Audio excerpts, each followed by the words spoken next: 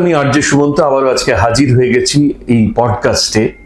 আর পডকাস্টে যে বিষয় নিয়ে আজকে কথা বলবো, তোমরা পিছনে একটা বুকশেলফ আলমারি দেখতেই পাচ্ছ, সেখানে প্রচুর বই রয়েছে, অবশ্যই মেডিকেল বই, হ্যাঁ, স্বাস্থ্য সংক্রান্ত বিভিন্ন বই রয়েছে। তো আজকে সেই স্বাস্থ্য নিয়ে আলোচনা হবে। আসলে শরীরটাকে সুস্থ রাখতে হবে, আর আমি বারবার বলি যে আমি তোমাদের শরীর স্বাস্থ্য যাতে ভালো থাকে সেই দিকে খেয়াল রাখি, নানান কথা বলি, নানান ডাক্তারবাবুর কাছে হাজির হয়ে যাই। আজকে পৌঁছে গেছি অ্যাপোলো মাল্টি স্পেশালিটি হসপিটালে। সেখানে রয়েছেন ডক্টর ত্রিদিবেশ মণ্ডল, কনসালটেন্ট ইউরোলজিস্ট। ওনার সঙ্গে আজকে কথা হবে বিভিন্ন বিষয় নিয়ে। তো আমরা প্রথম যে প্রশ্নটা দিয়ে শুরু করব, মূত্রথলি বা ব্লাডার, এইটা কি? এটা একটু আমাদের যদি ডাক্তারবাবু বুঝিয়ে বলেন। নমস্কার দর্শক বন্ধুরা, আমি ডক্টর ত্রিদিবেশ মণ্ডল, আমি senior consultant Apollo multi speciality হসপিটালে। যে প্রশ্নটা আজকে উনি করছেন যে প্রস্রাবের থলিটা কি, এই যে ইউরিনারি ব্লাডার, এটা বেসিক্যালি একটা মাসল দিয়ে তৈরি, মাসল এবং কিছু মিউকোজা এসবগুলো দিয়ে তৈরি একটা অর্গান, যেটাতে আমাদের ইউরিনটা এসে জমা থাকে। এর কাজটা হচ্ছে ইউরিনটাকে জমিয়ে রাখা, এবং যখন আমাদের ইউরিনটা বার করার দরকার হবে তখন সেখান থেকে বের করে দেওয়া। এটা আমাদের পেলভিসের ওখানটা থাকে, মানে তল পেটের জায়গাটাতে এটা থাকে। এবং যদি এই অর্গানটাতে যদি কোনো সমস্যা হয় তাহলে দেখুন তল পেটে জ্বালা, ব্যথা, এই ধরনের সমস্যা তৈরি হতে পারে। তো এর ফাংশনটা আমরা বুঝলাম যে এই থলিতে জমা হয় এবং তারপর ইউরিনটা বেরিয়ে আসে, এটাই তো প্রধান কাজ। এটাই প্রধান কাজ। বেশ। তো এক্ষেত্রে যে আমরা বলছি ইউরিন ইনকন্টিনেন্স, মানে ঠিক মতন ইউরিন হচ্ছে না, তার সঙ্গে ওভার অ্যাক্টিভ ব্লাডার, এর তফাৎটা কোথায় রয়েছে? ইউরিনারি ইনকন্টিনেন্স এটা একটা ইংলিশ কথা। ইনকন্টিনেন্স মানে আমাদের যে ইউরিনটা প্রস্রাবের থলিতে থাকছে সেটা ইনভলেন্টারিলি, আমরা যখন চাইছি না তখন ইউরিনটা বেরিয়ে আসছে। এইটার সাথে ওভার অ্যাক্টিভ ব্লাডারের যেটা ডিফারেন্স, এটা কিছু ক্ষেত্রে সামঞ্জস্য আছে, কারণ যাদের ওভার অ্যাক্টিভ ব্লাডার আছে তাদের কিন্তু ইউরিনারি ইনকন্টিনেন্স হতে পারে, কিন্তু যাদের ইউরিনারি ইনকন্টিনেন্স হচ্ছে তাদের যে ওভার অ্যাক্টিভ ব্লাডার হবেই এটা কিন্তু গ্যারান্টি না। ওভার অ্যাক্টিভ ব্লাডার মানে হচ্ছে আমাদের ইউরিন যেটা হচ্ছে সেটা আর্জেন্সি, মানে হচ্ছে যখন লাগছে খুব তাড়াহুড়ো লাগছে, এবং ফ্রিকোয়েন্সি মানে হচ্ছে আমাদের বারবার প্রস্রাব লাগছে, এবং তার সাথে কখনো কখনো ইনকন্টিনেন্স হচ্ছে, এটা হচ্ছে ওভার অ্যাক্টিভ ব্লাডার। তাহলে ওভার অ্যাক্টিভ ব্লাডার বলতে আমরা যেটা বুঝছি, বারে বারে প্রস্রাব হচ্ছে, তাড়াহুড়ো লাগছে, এবং কখনো কখনো ইউরিন লিক করে যাচ্ছে। আর ইউরিনের ইনকন্টিনেন্সটা যেটা, সেটা হচ্ছে আমাদের ইচ্ছের বিরুদ্ধে, মানে যখন আমরা চাইছি না তখন ইউরিনটা লিক হয়ে যাচ্ছে। এটাই হচ্ছে বেসিক ডিফারেন্স। এটা ওভারল্যাপিং, কিন্তু ডিফারেন্স একটু আছে। আচ্ছা, তো এই যে ইউরিনারি ইনকন্টিনেন্স বলছেন, এ তো বিভিন্ন ধরনের হয়ে থাকে, ডিফারেন্ট টাইপস হয়, তো সেটা কি হয়ে থাকে, মানে কি কি ধরনের? ইউরিনারি ইনকন্টিনেন্স যেটা, সেটা ডিফারেন্ট টাইপস হয়ে থাকে। মেইনলি তিনটে ধরনের হয়। একটা হচ্ছে ওভার অ্যাক্টিভ হয়ে যেটা হচ্ছে সেটা হচ্ছে আর্জেন্সি ইনকন্টিনেন্স। আর্জেন্সি ইনকন্টিনেন্স মানে হচ্ছে আমাদের প্রস্রাব লাগলো এবং আমরা সময় মতো যাওয়ার চেষ্টা করছি বা অনেক সময় পোস্টপোন করার চেষ্টা করছি, তখন আমরা ইউরিনটা বেরিয়ে আসছে। এরকম অনেক কেস হয়, দেখবেন যে দিব্যিত ছিলাম, আমার কোনো সমস্যা হচ্ছিল না, আমি অফিস থেকে বাড়ি ফিরছিলাম, কিন্তু ডাক্তারবাবু যখন আমি বাড়িতে ঢুকলাম তখন যদি বাথরুম বন্ধ থাকে তাহলে কিন্তু আমার সমস্যা। তো এদের ক্ষেত্রে এটা হচ্ছে আর্জেন্ট ইনকন্টিনেন্স, মানে যখন লাগলো ইমিডিয়েটলি ওনারা যদি ইউরিন না করেন তখন এটা ইনকন্টিনেন্স হয়ে যাবে। এটা কারো কারো রাত্রের বেলায় হয়, কারো কারো দিনের বেলায় হয়, এটা ডিফারেন্ট টাইপস হয়। তো এটা হচ্ছে আর্জেন্সি ইনকন্টিনেন্স। একটা হচ্ছে স্ট্রেস ইনকন্টিনেন্স। স্ট্রেস ইনকন্টিনেন্স মানে হচ্ছে, স্ট্রেস হচ্ছে প্রস্রাবের থলির উপরে যেমন চাপ পড়ছে। ধরুন আমরা হাঁচি কাশি করলাম, এমনিতে লিক করছে না, কিন্তু হঠাৎ করে খুব জোরে হেসে ফেললাম, বা আমরা কেসে ফেললাম, বা আমরা একটা কিছু জিনিস তুলে ফেললাম, তখন ইউরিন কিছুটা বেরিয়ে গেল। বা বসে আছি, দাঁড়াতে গেলাম, ইউরিন বেরিয়ে গেল। এটা হচ্ছে স্ট্রেস ইনকন্টিনেন্স, মানে হচ্ছে পেটের ভেতরে কোনোভাবে যদি চাপ পড়ে, সেই চাপটা প্রস্রাবের থলির উপরে গিয়ে পড়ছে এবং আমরা ইউরিন কিছুটা লিক করে ফেলছি। এটা হচ্ছে স্ট্রেস ইনকন্টিনেন্স। এইটার দুটো একসাথে যদি হয় তখন বলা হয় মিক্স ইউরিনারি ইনকন্টিনেন্স, মানে হচ্ছে ওনাদের স্ট্রেস হলেও ইউরিন হয়ে যাচ্ছে, আবার তার সাথে সাথে কিছুটা ইউরিন লিক করছে যখন তাড়াহুড়ো লাগছে। এটা ছাড়া একটা দুটো টার্মিনোলজি আমরা ইউজ করি, এটাই মেইন তিনটে। একটা বলে ওভারফ্লো ইনকন্টিনেন্স। ওভারফ্লো ইনকন্টিনেন্সটা মানে হচ্ছে আমাদের প্রস্রাবের থলির একটা নির্দিষ্ট ক্যাপাসিটি আছে কতটা ইউরিন ধরবে, কিন্তু যদি দেখা যায় যে তার ভেতরেও আমরা ইউরিনটাকে বার করতে পারছি না বিভিন্ন কারণে, তখন কি হয়, একটা ওভারফ্লো হয়ে যায়, মানে আর প্রস্রাবের থলি ধরার ক্ষমতা নেই, কিছুটা তখন ইউরিন লিক করতে থাকে। যে এটা কন্টিনিউ লিক করতে পারে, আবার মাঝে মাঝে করতে পারে। অনেকে দেখবেন আমার তো স্যার দিনের বেলায় যখন জেগে থাকি তখন ইউরিন লিক করে না, কিন্তু আমি যখন রাত্রে ঘুমাই তখন স্যার আমার বিছানা ভিজে যায়। এটা কিন্তু একটা পার্ট অফ ওভারফ্লো ইনকন্টিনেন্স। দিনের বেলায় যখন সজাগ আছি তখন অন্যান্য মাসেল গুলো একটু কাজ করছে, কিন্তু রাত্রেবেলা যখন খুব রিল্যাক্স করছি তখন আর প্রস্রাবের থলিটা ধরে রাখতে পারছি না, ইউরিনটা লিক করছে। তাহলে এইগুলো হচ্ছে বিভিন্ন টাইপসের ইনকন্টিনেন্স। বেশ, এই যে বিভিন্ন ধরন বললেন, বিভিন্ন টাইপস বললেন, এগুলো কি ছেলেদের তুলনায় মেয়েদের মধ্যে বেশি কমন দেখা যায়? এটা সত্যি যে এটা মেয়েদের মধ্যে কমন বেশি একটু ছেলেদের তুলনায়। এটার একটা কিছু কারণ আছে। কারণ মেয়েদের কেন বেশি হয়, কারণ আমাদের ছেলেদের ক্ষেত্রে যদি দেখি আর মেয়েদের ক্ষেত্রে দেখি, আমাদের যে পেলভিক রিজিয়নটা, সেই রিজিয়নটাতে মহিলাদের ক্ষেত্রে একটু সমস্যার কারণ আছে, যেখানে মাসেল গুলো কন্টিনিউ থাকে না। এবং চাইল্ড বিয়ারিং এজে তাদের ডেলিভারি হয় বা মেনস্ট্রুয়াল সাইকেল হয়, হরমোনাল চেঞ্জ হয়, এইসব যদি দেখা যায়। এবং আরেকটা জিনিস আমার যেটা মনে হয়, মহিলারা কমপ্লেন একটু কম করে। তো সেই জন্য আমি দেখেছি যে, বা ওভারঅল স্ট্যাটিস্টিক্সও দেখা গেছে যে মহিলাদের এই ধরনের প্রবলেমটা ছেলেদের তুলনায় বেশি। বেশ, কখন ডাক্তারবাবুর কাছে যাব? মানে এই যে রোগটা হলো আমার, বুঝতেই পারছি নার্ভের সমস্যা, আমি কখন ডাক্তারবাবুকে দেখাবো?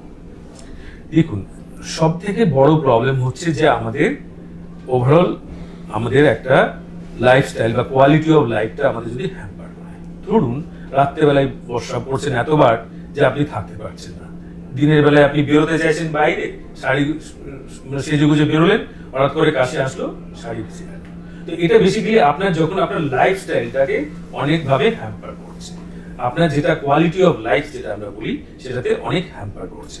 এটা ছাড়া যদি ধরুন এডিশনাল সিমটমস আসছে, মানে আপনার ইউরিনের ইনফেকশন হলো, ইউরিন জমে থেকে, এবং তার থেকে আপনার জ্বর হচ্ছে, তার থেকে আপনার পেটে ব্যথা হচ্ছে, বারবার ধরে এরকম ইউরিন ইনফেকশন হচ্ছে, এটা হলো। বা ধরুন আপনার ছেলেদের ক্ষেত্রে প্রস্টেটের সমস্যা হচ্ছে, সেক্ষেত্রে আসলেন, জ্বর আসছে, পেটে ব্যথা হচ্ছে, অন্যান্য জায়গা থেকে লিক করছে। সো যে কোনো জিনিস এডিশনাল সিমটমস যদি আসে এবং যেটাতে আপনার জীবনের দৈনন্দিন যে কর্মক্ষমতা সেটার উপরে এফেক্ট করছে, এরকম হলে অবশ্যই আপনি ডাক্তারের কাছে আসুন। বেশ, এইবারে মূল যে কারণ, রুট যেটা একদম, সেই রুটটা কি এবং যেখান থেকে এই জিনিসটা ট্রিগার করে সেটা যদি বলেন। রুট কারণ ছেলেদের আর মেয়েদের ক্ষেত্রে কিছুটা ডিফারেন্স হয়। তবে ছেলেদের ক্ষেত্রে ধরুন যদি যেগুলো এক্সাক্ট কারণ যদি আমরা বলি, প্রস্টেটের সমস্যা, প্রস্রাবের রাস্তা ধরুন ব্লক হয়ে গেল, প্রস্টেটে ক্যান্সার হলো, বিভিন্ন কারণে ইউরিনের ইনফেকশন হলো, বা প্রস্রাবে তুলে ধরুন পাথর জমেছে, আমরা জানি স্টোনের সমস্যা থাকে। তো এই ধরনের সমস্যা যদি কারো থাকে তাদের ক্ষেত্রে এই ধরনের হয়। তাছাড়া আরো যেটা হয় নার্ভের কারণে হয়, নার্ভ জনিত কারণে, যদি ধরুন কারোর স্পাইনের অপারেশন হয়েছে বা যাদের অন্যান্য কোনো কারণে নার্ভের ড্যামেজ হয়েছে, তাদের ক্ষেত্রে কিন্তু এই ধরনের সমস্যা হতে পারে। এই সমস্যাগুলো কিছুটা মেয়েদের কাছে ডিফারেন্স আছে, কিছুটা কমন কারণ আছে, যেমন ইনফেকশন হওয়া, পাথর হওয়া, নার্ভের কারণ, এগুলো মহিলাদের ক্ষেত্রেও হয়। এছাড়া মহিলাদের যেসব চাইল্ড বিয়ারিং আছে, ধরুন নর্মাল ডেলিভারি হলো, সিজার সেকশন অপারেশন হলো, বা বিভিন্ন পেলভিক অর্গানের অপারেশন হলো, তারপরেও এই ধরনের প্রবলেমগুলো বাড়তে পারে। বা এছাড়া আরো কিছু লোকের কিন্তু পায়খানা জনিত সমস্যা বা কিছু খাদ্যাভ্যাসের কিছু সমস্যা, এগুলো থেকেও কিন্তু এই ধরনের প্রবলেমগুলো আসতে পারে। আচ্ছা, এই রোগটা কি বংশগত? এটা কিছুটা হেরিডিটারি ব্যাপার আছে। আমরা দেখেছি যেসব স্পেশালি মেয়েদের ক্ষেত্রে যে ধরনের মারা এই ধরনের সমস্যা যদি ভুগে থাকেন, সেক্ষেত্রে তাদের কন্যা সন্তানদের ক্ষেত্রে এই ধরনের প্রবলেম হওয়ার প্রবণতাটা বেশি। বেশ, একটু আশার কথা শোনা যাক। মানে চিকিৎসা পদ্ধতি এখন তো আমরা জানি যে টেকনোলজি অনেক এগিয়ে গেছে এবং ডায়াগনোসিসের ক্ষেত্রে অনেক রকম ইনস্ট্রুমেন্ট রয়েছে, সেইটা যদি একটু বুঝিয়ে বলেন। আমরা আগে ডায়াগনোসিসের জায়গাটা আসি, তারপরে চিকিৎসাতে আসবো।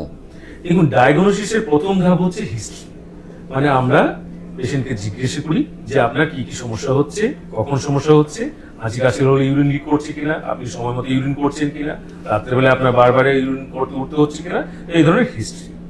এই হিস্ট্রিতে কিছু কিছু ওষুধেরও আমরা খবর নিই, কারণ কিছু কিছু মেডিসিনস আছে যেগুলোতে ইউরিন প্রোডাকশনটা বাড়িয়ে দেয় এবং সেক্ষেত্রে এই ধরনের সমস্যা হতে পারে। এছাড়া আমরা দেখেছি যারা ধরুন প্রচুর ক্যাফিন খায়, এয়ারেটেড যে ফ্লুইড খায়, বা ধরুন যাদের ধরুন মানে ওবেসিটি আছে, বা ধরুন বিভিন্ন রকম অপারেশন আছে, এই ধরনের হিস্ট্রিগুলো আমরা নিই। এইগুলো হিস্ট্রি নেওয়ার পরে কিছুটা আমরা এক্সামিনেশন মানে ফিজিক্যাল এক্সামিনেশন, আমরা টাচ করে আমার প্রস্রাবের থলিটা চেক করি ফুলে আছে কিনা, বা ধরুন আমরা অনেক সময় ইনকন্টিনেন্সের জন্য আমরা কি করি, মহিলাদেরকে ইয়ে করে এক্সপোজ করে আমরা ওনাদেরকে কাজ দেবো নিজের চোখে দেখার জন্য যে সেখানে কোনো সমস্যা আছে কিনা। ছেলেদের ক্ষেত্রে প্রস্টেট গ্ল্যান্ডটাকে আমরা ফিল করি, বা ধরুন কোনো রাস্তাতে কোনো প্রস্রাবের রাস্তাতে কোনো সমস্যা আছে কিনা সেগুলো আমরা এক্সামিনেশন করি। এই এক্সামিনেশন গুলো করার পরে আমরা কিছু ইনভেস্টিগেশন করি। এই ইনভেস্টিগেশনের মধ্যে কিছু যেটা হয়, যেটা ইউরিন টেস্ট করা হয়। ইউরিন টেস্ট করা হয়, তার একটা মেইন কারণ হচ্ছে এই ধরনের সমস্যা আমরা দেখে গেছি যে ইউরিনে ইনফেকশন হতে পারে।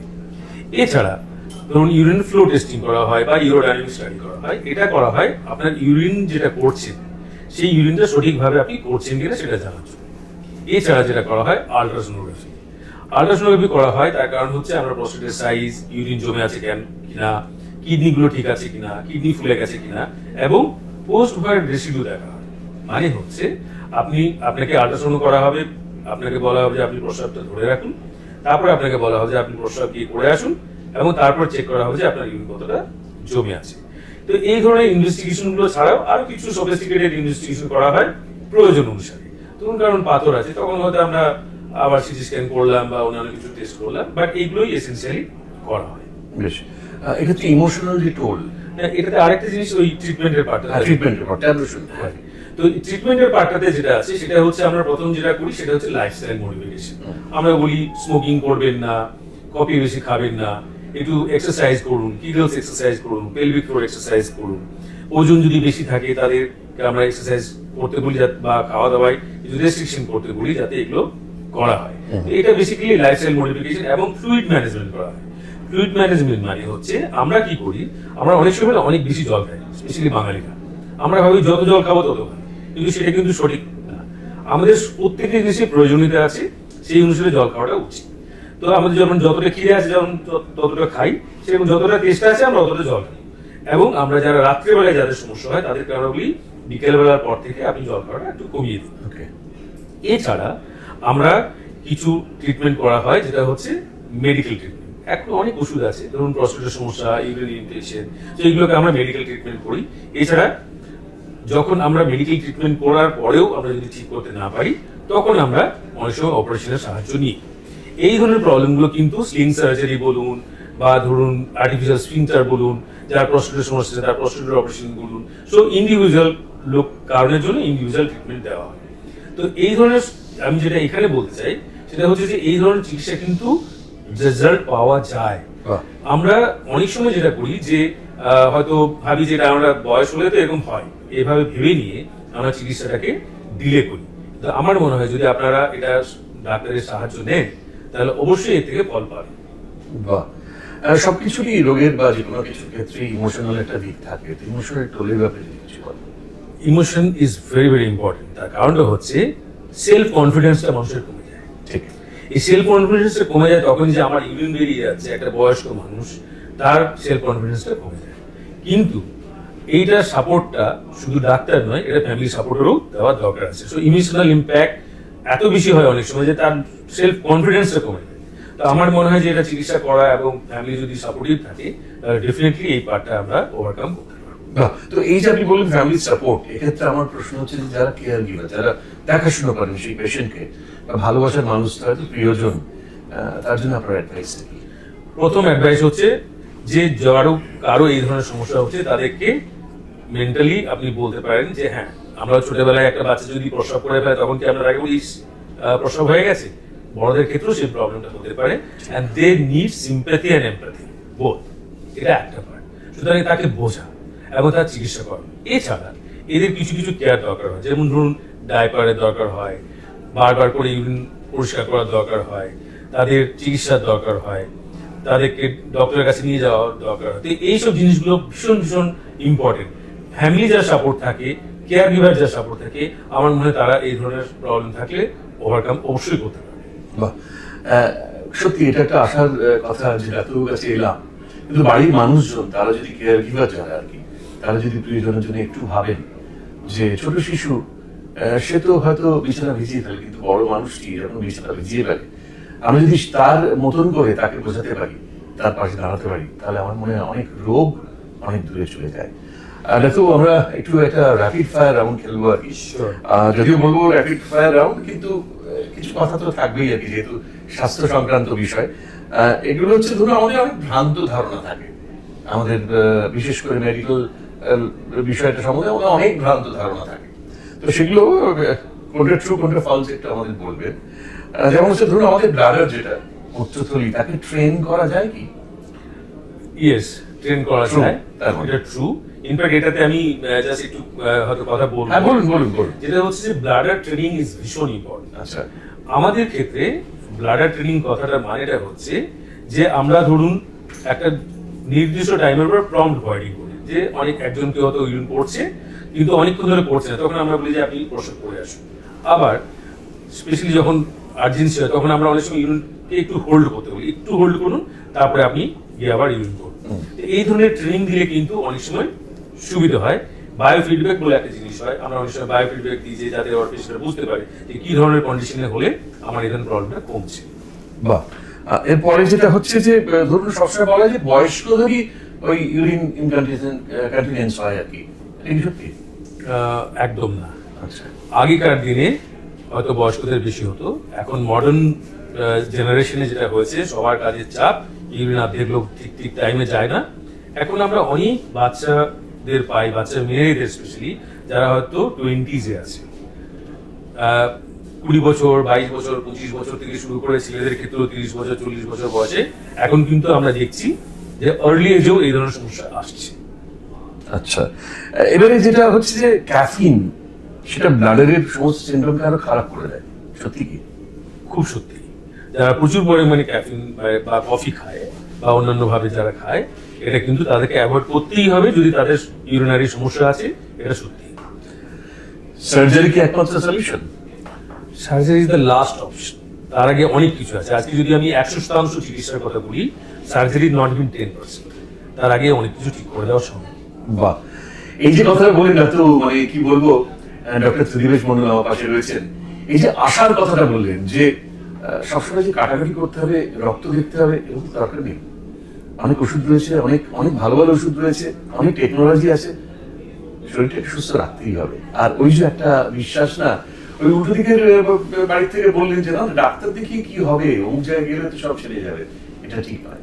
ডাক্তারবাবুর কাছে আসতে হবে এবং ঠিক সময় আসতে হবে, যেটা ডাক্তারবাবু বললেন, রোগটাকে পুষে রাখা কখনই বেশি নয়। সবাই খুব ভালো থাকো। আজকের এই পডকাস্টে যারা দেখলে অসংখ্য ধন্যবাদ জানাবো। ডাক্তার আপনাকে ধন্যবাদ জানি, আপনি আপনার ব্যস্ত সময় থেকে আমাদের সময় দিলেন এবং এই যে কত উপকার হলো আমরা অনেক কিছু জানতে পারলাম। আশা রাখি যে আগামী দিনে আপনাকে আবার আমরা পাবো এরকমই কোনো পডকাস্টে। নিশ্চয়ই পাবো। নমস্কার।